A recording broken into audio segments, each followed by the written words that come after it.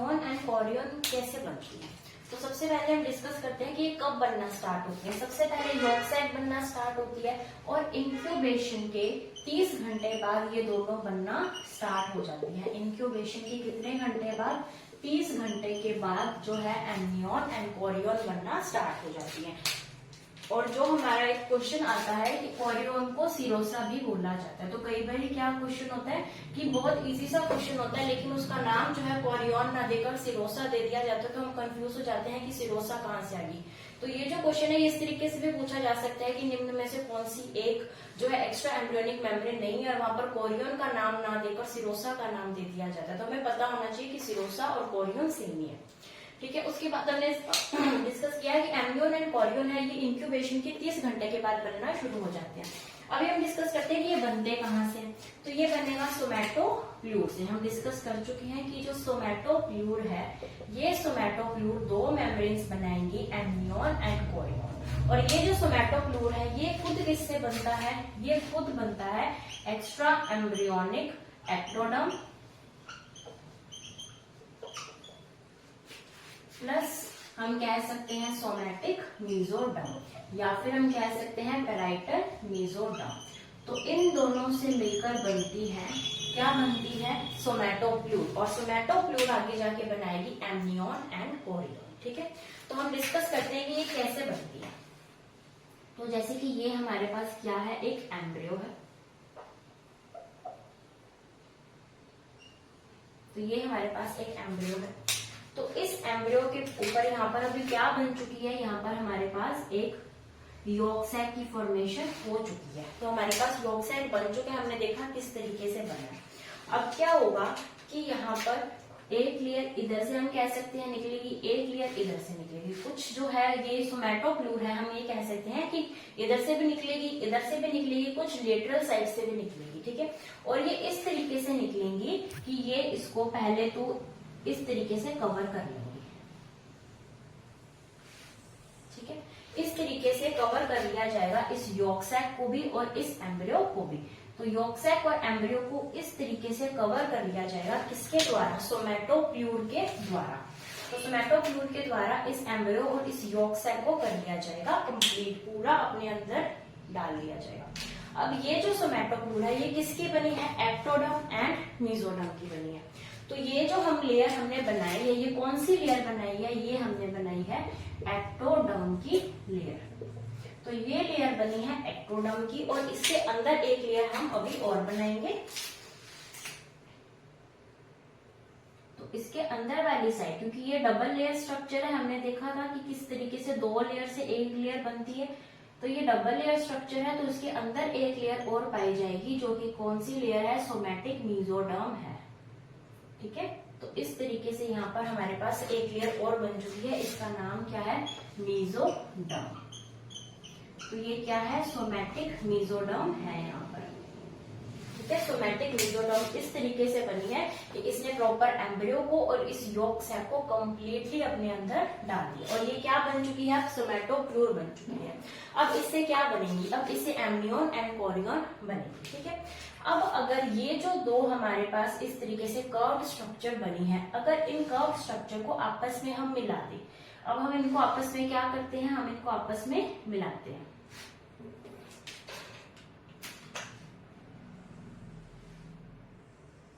तो अब हमने क्या किया? इन दोनों को आपस में मिला दिया और इसी के साथ साथ क्या मिल चुकी है? यहाँ पर मेसोडर्म भी मिल गई। ठीक है, अब इससे क्या बना? अब इसे हम ये देख सकते हैं कि इस एम्ब्रियो के चारों ओर एक पाउच बन चुका है ना? इस एम्ब्रियो के चारों ओर क्या बन चुका है? एक पाउच बन चुका है। और इस कंप्लीट स्ट्रक्चर को, जो कि यॉर्क सैक है, जो कि एम्ब्रियो है, उन सबको एक बड़े से पाउच के अंदर यहाँ पर बंद कर दिया गया है। तो यहाँ पर हमने दो पाउच देखे, एक तो इस एम्ब्रियो के ऊपर बना है और एक कंप्लीटली एक पाउच बना है। तो दो पाउच बने। तो जो ये एम्ब्रियो के ऊपर पाउच बना है इसे क्या बोलेंगे? एमनियन। तो इसे क्या बोला जाएगा? एमनियन कहा जाएगा। तो एमनियन क्या है कि एम्ब्रियो के ऊपर वाला जो पाउच है उसे बोला जाएगा एमनियन, और ये जो बड़ा सा पाउच बना है इसे बोला जाएगा कोरियन। तो एमनियन एंड कोरियन हमारे सामने दो स्ट्रक्चर्स बन चुकी हैं।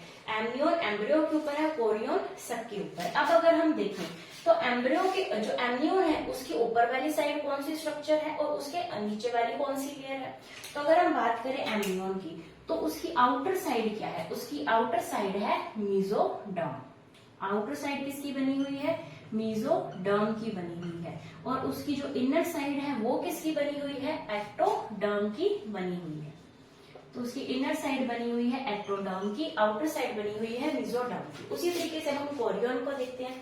तो कोरियन की जो आउटर साइड है वो किसकी बनी हुई है, एक्टोडर्म की।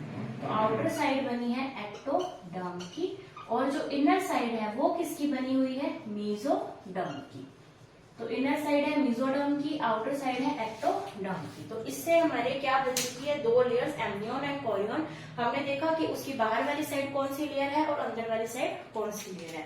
और ये जो क्वेश्चन है ये क्वेश्चन असिस्टेंट प्रोफेसर 2016 में पूछा जा चुका है कि ऐसी कौन सी लेयर है जो ऊपर से तो मीजोडर्म से है और अंदर से एक्टोडर्म से घिरी हुई है। तो ये स्ट्रक्चर, तो ये कौन सी लेयर है, एमनियोन, एक्स्ट्रा एम्ब्रियोनिक एमनियोन है जो कि बाहर से तो मीजोडर्म से घिरी हुई है और उसके अंदर से एक्टोडर्म से घिरी हुई है। तो इसने क्या किया, इसने इस एम्ब्रियो को एक पाउच प्रोवाइड करवा दिया। अब ये जो एमनियोन, इसने एक पाउच प्रोवाइड करवाया है, तो इस एमनियोन के अंदर ये जो पाउच है इसे बोला जाता है एमनियोटिक कैविटी। तो इसको हमने क्या नाम दिया है, एमनियोटिक कैविटी नाम दिया है। किसे नाम दिया है, ये हमारे सामने जो कैविटी दिखाई दे रही है, जो एम्ब्रियो के अंदर और जो ये एमनियोन के अंदर एक कैविटी है, इसको हमने नाम दिया है एमनियोटिक कैविटी। तो उसी तरीके से यहाँ पर भी तो एक कैविटी बन रही है। इस कैविटी का नाम क्या है, तो इस कैविटी का नाम है एक्स्ट्रा एम्ब्रियोनिक कैविटी। तो हमारे सामने दो कैविटी बन चुकी है, एक कैविटी है एमनियोटिक कैविटी, एक कैविटी है एक्स्ट्रा एम्ब्रियोनिक कैविटी। तो हमारे सामने दो कैविटीज है। तो हमने क्या देखा कि सोमेटोप्लूर से किस तरीके से एमनियोन एंड कोरियन बनते हैं। कोरियन का नाम क्या है, सीरोसा। तो एमनियोन एंड कोरियन दो यहाँ पर हमने स्ट्रक्चर्स बनती हुई देखी है। किससे बनती है, एक्स्ट्रा एम्ब्रियोनिक एक्टोडर्म से एंड सोमेटिक मीजोडर्म से। जिसके बाहर की तरफ एक्टोडर्म है वो कौन सी है, कोरियन। जिसके अंदर की तरफ एक्टोडर्म है वो कौन सी है, एमनियोन। और एमनियोन से क्या बनती है, एमनियोटिक कैविटी। कोरियन से क्या बनती है, एक्स्ट्रा एम्ब्रियोनिक कैविटी। तो ये वाली कैविटी क्या है, एक्स्ट्रा एम्ब्रियोनिक कैविटी है। अभी हम देखते हैं कि कौन कौन से फंक्शंस परफॉर्म करती है ये एमनियोन एंड कोरियन, क्योंकि वहां से भी क्वेश्चन पूछा जाता है।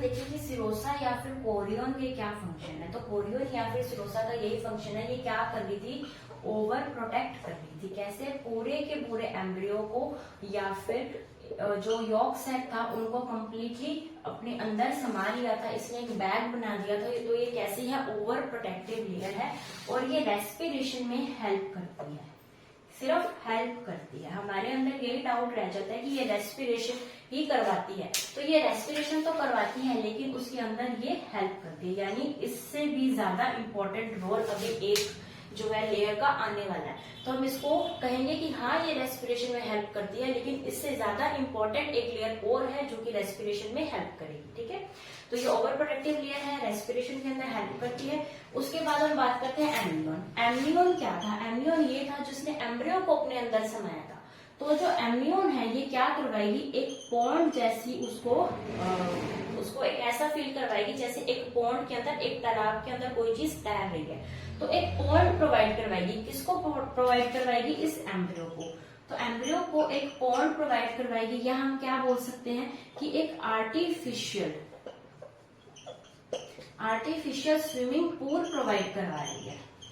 तो मैंने कहा था ना कि यहाँ पर जो नेम्स आएंगे ना वो इसी तरीके से आएंगे, आपको सीधा सीधा ना पूछकर इस तरीके से पूछा जाएगा कि उस एम्ब्रियो का पोन्ड कौन सा है, तो उस एम्ब्रियो का पोन्ड है एमनियन। उसका स्विमिंग पूल कौन सा है, तो कौन है एमनियन। ठीक है, तो वो उसको पोन्ड प्रोवाइड करवाती है, एक आर्टिफिशियल स्विमिंग पूल प्रोवाइड करवाती है। उसके अलावा क्या काम करती है ये एमनियन।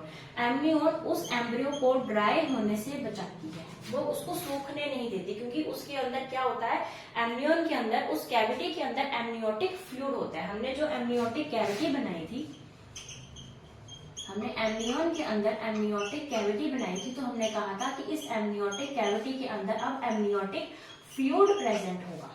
क्या प्रेजेंट होगा, एमनियोटिक फ्लूइड प्रेजेंट होगा। और इसकी पीएच कैसी होगी, ये बेसिक होगा। कैसा होगा, बेसिक होगा।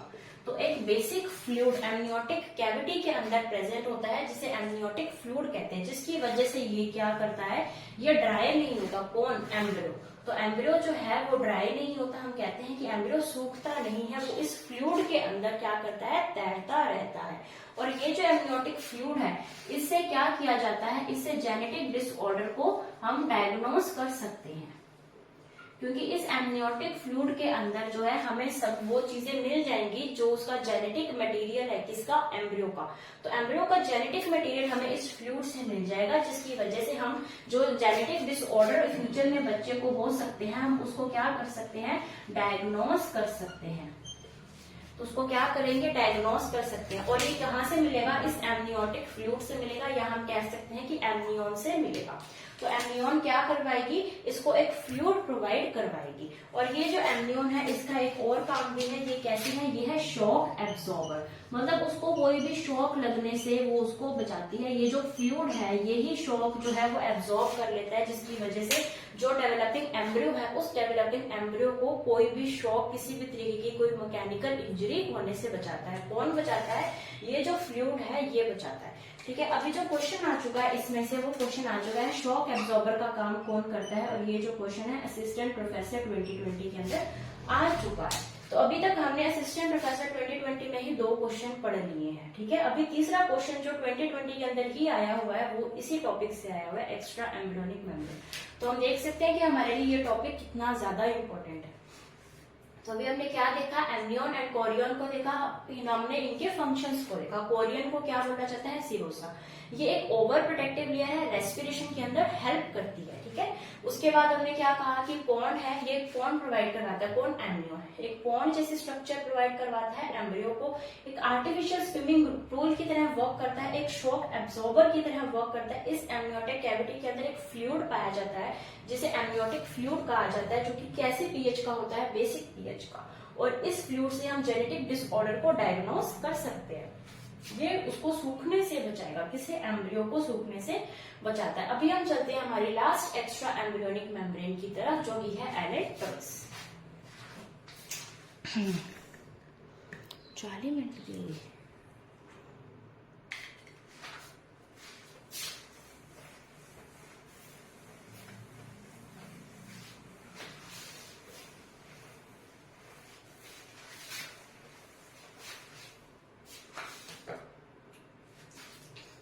अभी हम चलते हैं 4th एक्स्ट्रा एम्ब्रियोनिक मेम्ब्रेन, जिसका नाम है एलेंटॉइस।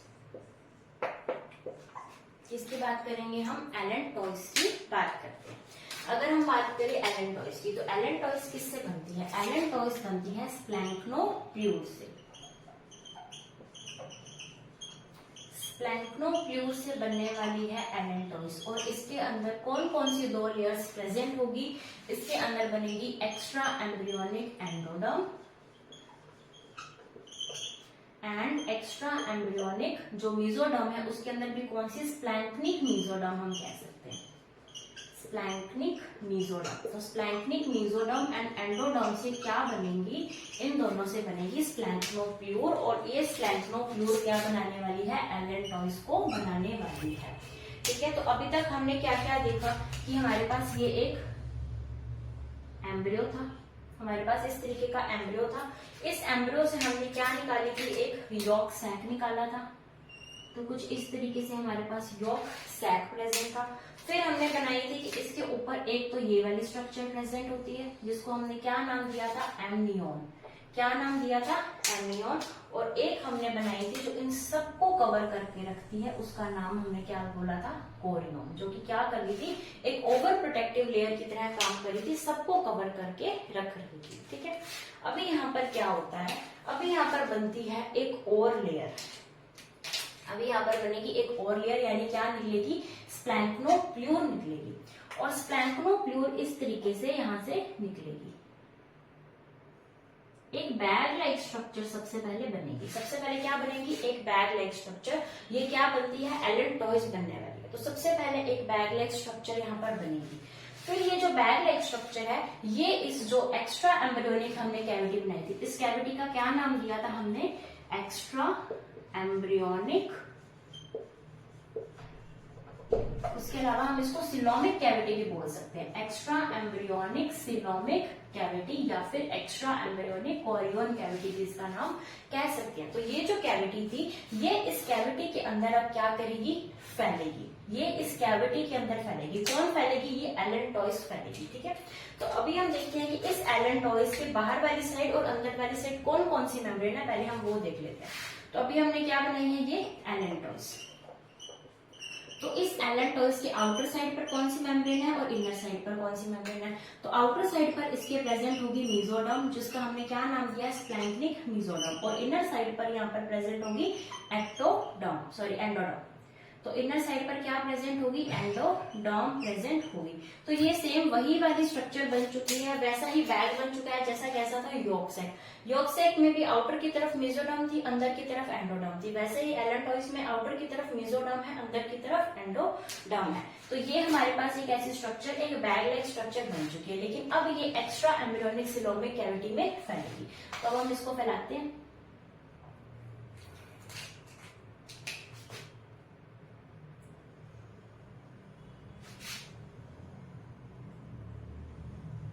ठीक है, तो ये जो है इस तरीके से इस एक्स्ट्रा एम्ब्रियोनिक मेम्ब्रेन के अंदर फैलेगी और यहाँ पर क्या बन जाएगी, यहाँ पर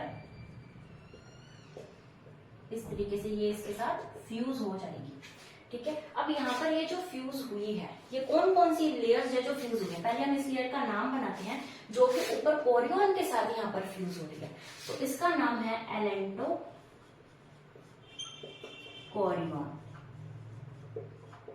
मेसोडर्म। एलेंटो कोरियोन मेसोडर्म कह लो या फिर एलेंटो कोरियोन यहाँ पर कनेक्शन कह लो। यानी कौन कौन कनेक्ट हुआ है, एलेंटॉइस कनेक्ट हुई है और कोरियोन कनेक्ट हुई है। तो ये इनके अंदर कौन कौन सी कनेक्ट हुई है, हमने क्या नाम दिया, मेसोडर्म। कोरियोन, जो कोरियोन थी और हमारे पास क्या हुई है, एलेंटोस। कोरियोन और एलेंटोस, इन दोनों को फ्यूज करके हमने क्या बनाया, एलेंटो कोरियोन बनाया। कोरियोन की आउटर साइड पे क्या था, कोरियोन की इनर साइड पर क्या था, एलेंटोइस की आउटर साइड पर क्या है, एलेंटोइस की इनर साइड पर क्या है। तो अगर हम बात करें कोरियोन की आउटर साइड पर, तो यहाँ पर थी एक्टोडर्म। कोरियोन की इनर साइड पर क्या थी, मेसोडर्म। और एलेंटोइस की आउटर साइड पर क्या थी, मेसोडर्म। और एलेंटोइस की इनर साइड पर क्या थी, एंडोडर्म। तो इस तरीके से ये स्ट्रक्चर बनी हुई, ये दो लेयर आपस में इस तरीके से टकराई और फ्यूजन किसका हुआ, इन दोनों मेसोडर्म का, यानी स्प्लैंक्निक मेसोडर्म एंड सोमैटिक मेसोडर्म। ये दोनों मेसोडर्म आपस में फ्यूज हो गई और बना क्या, एलेंटो कोरियोन कनेक्शन या एलेंटो कोरियोन मेसोडर्म। तो किसके फ्यूजन से बनी है, inner side of chorion and outer side of allantois. तो इधर से ये बनी है। तो ये जो हमारे पास स्टॉक बनी है, इसे हम क्या बोलेंगे, एलेंटोइस स्टॉक का नाम हम इसको दे देंगे। तो एलेंटोइस जो है स्टॉक यहाँ पर हमारे पास बनी है। तो एलेंटोइस स्टॉक जो है वो हमारे पास बनी है। यहाँ पर हमारे पास ये जो सैक बना है, एक स्ट्रक्चर बनी है, इसे हम कह सकते हैं कि यहाँ पर एलेंटोइस सैक बनी है।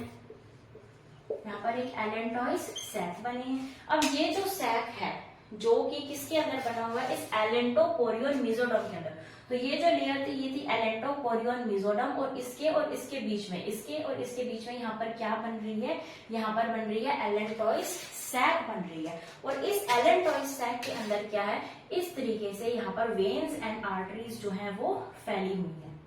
क्या फैली हुई है, यहाँ पर वेन्स एंड आर्टरीज फैली हुई है। और ये वेन्स एंड आर्टरीज कल को किसके साथ जुड़ने वाली हैं, इस एम्ब्रियो के साथ। यहाँ पर इस तरीके से ये वेन्स एंड आर्टरीज जुड़ जाएंगी। तो ये क्या है, ये है वेन्स एंड आर्टरीज। ये वेन्स एंड आर्टरीज किसके साथ जुड़ने वाले हैं, इस एम्ब्रियो के साथ इस तरीके से जुड़ जाएंगी, जो कि इसका सर्कुलेटरी सिस्टम यहाँ से मैनेज करने में हेल्प करेंगी। तो वेन्स एंड आर्टरीज इस तरीके से एलेंटोइड सैक के अंदर फैली होंगी, जो एम्ब्रियो के साथ जुड़ी होंगी।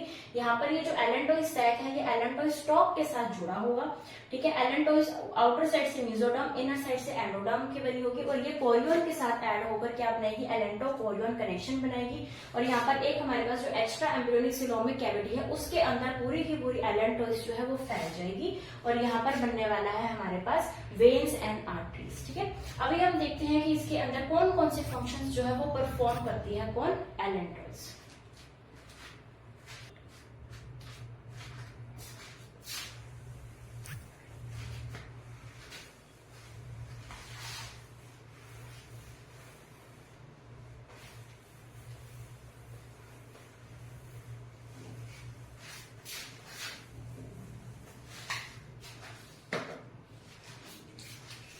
अगर हम बात करें अब एलेंटोइड्स की, तो एलेंटोइड्स बनी कब थी, तो ये बनी थी 3rd डे ऑफ इंक्यूबेशन। तो इंक्यूबेशन के 3rd डे जो एलेंटोइड्स है वो बनने स्टार्ट हो गई थी। एम्नियन एंड कोरियन कब बननी स्टार्ट हो गई थी, 30 आवर्स के बाद, और ये 3rd डे के बाद बननी शुरू हो गई थी। अब एलेंटोइड्स का फंक्शन क्या है, अगर हम एलेंटोइड्स के फंक्शन की बात करें तो ये किसके अंदर हेल्प करती है, रेस्पिरेशन के अंदर। तो हम इसको सिर्फ रेस्पिरेशन में हेल्प करने वाली ना कहकर क्या कह सकते हैं, लंग्स ऑफ एम्ब्रियो। तो ये कैसे वर्क करती है, लंग्स की तरह, यानी इसका रोल कैसा हो गया, ज्यादा इंपॉर्टेंट हो गया कोरियन से, क्योंकि हमने इसको लंग्स की संज्ञा दे दिया। और यही क्वेश्चन जो है, ये क्वेश्चन आ चुका है ग्रेड 1 के अंदर, कि लंग्स ऑफ जो है, लंग्स ऑफ चिक के नाम से किसे जाना जाता है, या फिर लंग्स ऑफ एम्ब्रियो के नाम से किसे जाना जाता है, कौन सी एक्स्ट्रा एम्ब्रियोनिक मेम्ब्रेन है, तो वो कौन सी थी, एलेंटोइड। उसके अलावा ये हेल्प किसके अंदर करती है, एक्सक्रीशन के अंदर। किसके अंदर हेल्प कर रही है, एक्सक्रीशन के अंदर। एक्सक्रीशन में हेल्प कर रही है तो हम इसको क्या बोल सकते हैं, यूरिनरी ब्लैडर कह सकते हैं। क्या बोल सकते हैं, यूरिनरी ब्लैडर हम इसको कह सकते हैं। तो ये यूरिनरी ब्लैडर की तरह वर्क करती है, या हम कह सकते हैं एक्सक्रीशन की तरह वर्क करती है। और ये जो क्वेश्चन है, ये क्वेश्चन आ चुका है असिस्टेंट प्रोफेसर 2020 का 3rd क्वेश्चन आज के लेक्चर का, और ग्रेड 1 2022 का 2nd क्वेश्चन आज के लेक्चर का, ठीक है। तो ये दो इस तरीके से हमारे पास 2 क्वेश्चन आ चुके हैं सिर्फ इससे कि यूरिनरी ब्लैडर का काम कौन करता है, तो वो काम करती है एलेंटोइड्स। और एक जो यहाँ पर क्वेश्चन आ चुका है, वो ये क्वेश्चन आया था हमें, कौन सी मेम्ब्रेन जो है वो बनती है between serosa and amnion. Serosa and amnion के अंदर इन दोनों के बीच में कौन सी जो है लेयर बनती है, एक्स्ट्रा एम्ब्रियोनिक मेम्ब्रेन। और ये क्वेश्चन ग्रेड 1 2018 के अंदर पूछा जा चुका है कि सीरोसा एंड एम्नियन के बीच में कौन सी लेयर बनती है। तो हमारे पास सीरोसा यानी कोरियन, तो ये क्या है हमारे पास, ये है हमारे पास सीरोसा, या हम क्या कह सकते हैं, कोरियन। और एम्नियन कहां पर है हमारे पास, ये रही हमारे पास एम्नियन। तो इस एम्नियन के बीच में, इस एम्नियन और इस कोरियन के बीच में हमारे पास कौन सी स्ट्रक्चर दिख रही है, क्या हमें यॉर्क सेल दिख रहा है या फिर हमें एलेंटोइड्स दिख रही है, तो हमें दिख रही है ये एलेंटोइड्स। तो इसका जो आंसर था वो क्या था कि एलेंटोइड्स एक ऐसी स्ट्रक्चर है, एक ऐसी मेम्ब्रेन है जो इस सीरोसा एंड एम्नियन के बीच में पाई जाती है, ठीक है। तो इसी के साथ ही हमारा जो एक्स्ट्रा एम्ब्रियोनिक मेम्ब्रेन इन चिक है, ये वाला टॉपिक कंप्लीट होता है। और इस लेक्चर को देखने के बाद सबको समझ आ गया होगा कि ये कितना इंपॉर्टेंट है, हमने कितने क्वेश्चन कवर किए हैं, 8 क्वेश्चन कवर किए हैं प्रीवियस ईयर क्वेश्चन में, यानी इस टॉपिक से 1 या 2 क्वेश्चन आने वाले एग्जाम में जरूर आएंगे, ठीक है। तो इसी के साथ ही हम इस लेक्चर को यहाँ पर खत्म करते हैं। तब तक आप वीडियो को शेयर कीजिए, हमारे चैनल को सब्सक्राइब कीजिए, हमारे वीडियोस को लाइक कीजिए। Thank you.